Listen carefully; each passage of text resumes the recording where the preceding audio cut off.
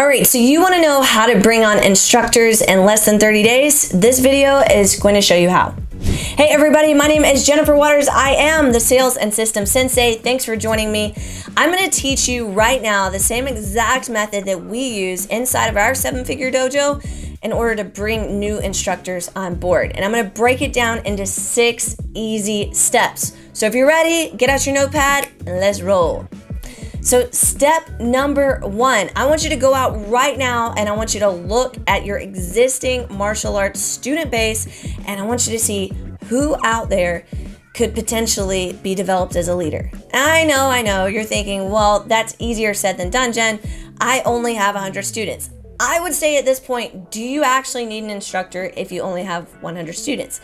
Because if it was my dojo, the answer would be no. And the reason why I don't need another instructor at 100 students is because I can arrange it so that I have rostered classes Mondays and Wednesdays where I can see 100 students. I don't even need to teach the other days of the week. I could literally teach 2 days a week with 100 students and be able to knock it out of the park.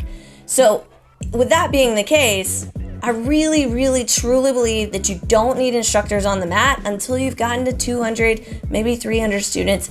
And now you're like, oh my gosh, I need to be able to do higher leverage things so I can focus on growing this dojo to impact more lives in my community. And those higher leverage things might be taking care of introducing people to what you have to offer, aka sales. It might also be figuring out how to implement more student success. So that might mean developing out administrative tasks that you're going to have and administrative facilitators, assistants. So you might need to be able to take a step back and do that. So with that being said, you have 200 students in your school, which means you have probably 200 families in your school. And one student equals 2 or 3 other family members. So out of that pool, let's say that you have families of 3. Now you have a pool of 600 people. Now, not all 600 are going to fall within your qualifications, but you have a very large pool, lots of people. And then those people know other people. Now, do I recommend hiring from the outside? Like they don't know your style, they don't know your culture, they don't know any of those things. If possible, I would say no, because one of the hardest things to teach right away is culture, and you have a built-in culture inside of your dojo already. So look around, see who qualifies, they have the right age. Maybe it's a parent. Maybe it's a parent that you can teach how to assist in your classes. They've been watching on the sideline for a long time, and they just want to come out on the mat and work part-time for you. And that's okay. Start at that assistant instructor level, and then you can grow them up to eventually love what you do and be able to teach those martial arts classes. So the second thing is, let's say that they're not a parent. Do they fit the qualification of age? Like, in other words, are they 16, 17, 18, 20-year-old going to college? Are they going to fit the minimum age requirement that is necessary to be able to provide that level of instruction? The younger you go, just realize the less life experience that person has, and the harder it's going to be for them to make on-the-spot judgment calls that you might go, whoa, that was common sense. It's not necessarily common sense to a 16 or 17-year-old who's never been faced with the opportunity to impact other people's or to be in a leadership role. These are going to be things that are going to be a little bit more challenging for them, and you may need to coach them a lot more in those areas.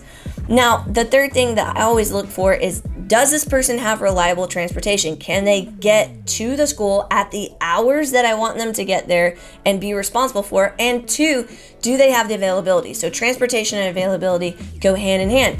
If you have a senior in high school that is going to be flooded with projects, tests, extra courses, and they can barely squeeze in their own martial arts training, even though they may be the best and most amazing student, doesn't mean that they actually have the availability to come on board as an assistant instructor or an instructor. So keep that in mind.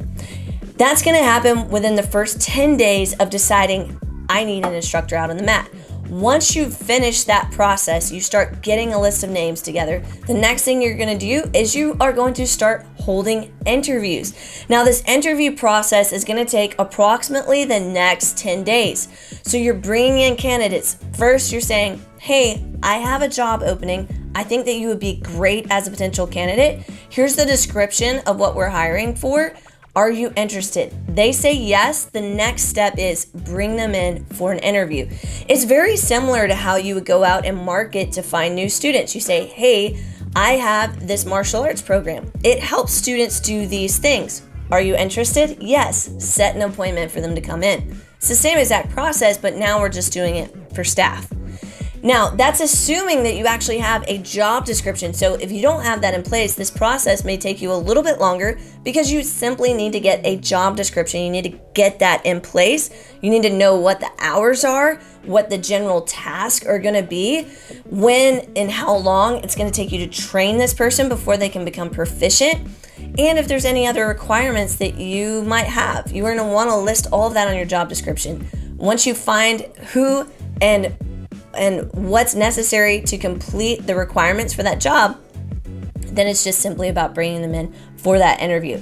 Now, the last 10 days, what I'm doing is I'm making my decision. I should have interviewed at least 3 candidates for the role so that I can have a really good comparison. I can't tell you how many times I brought somebody in and thought, oh man, this person, they've got a few things that I just don't think are the best quality, but they are pretty good. And then another person comes in and they have none of this baggage that this other person has, and their credentials are great. And then I have another person come in that might be lacking in one area, but their credentials are great, their character is great, they have an awesome personality, and it just takes the cake. So having 3 different people to compare against works really well. Oh no, Jen, what if I want to hire all 3, but I only have 1? Well, think about it like it's competition. First, second, and third place. Only first place gets first place. So you offer the job to first place. If they don't like the terms, you go to second place, the person who would have been the second best candidate, and you offer it to them. If they don't like the terms, then you go to the third. If they don't like the terms, then you either renegotiate with the first place winner, renegotiate with a second, renegotiate with a third, or you scrap the whole thing and you go back out there and you start looking again. This is the process that will actually get you a very high quality candidate out on your mats. Now, the final piece after you've gone and you've brought this person in, they said yes to the job, is the actual hiring interview. And when you're doing the hiring interview, what you want to do is you want to have clear expectations set out. So the actual job description and the task assigned with the hours actually mapped out on there. You're going to walk them through what the entire task list looks like, and you're going to give them one more opportunity to say yes or to say no. If they understand what the job is and they're sitting there and they go, yes, this is the job I want to take, then hallelujah, the choir of angels can sing. If they say no, then you've saved yourself so much heartache on training this person for a job that they don't want. And if they don't want it, they're probably not going to do a great job at it. So guys, this is the process, 30 days to get an instructor on your mats. So again, if you're over that 200 student mark, you're ready to go ahead and bring on an instructor, or maybe you're just inching towards 200 and you're like, this is the next step. I need an instructor.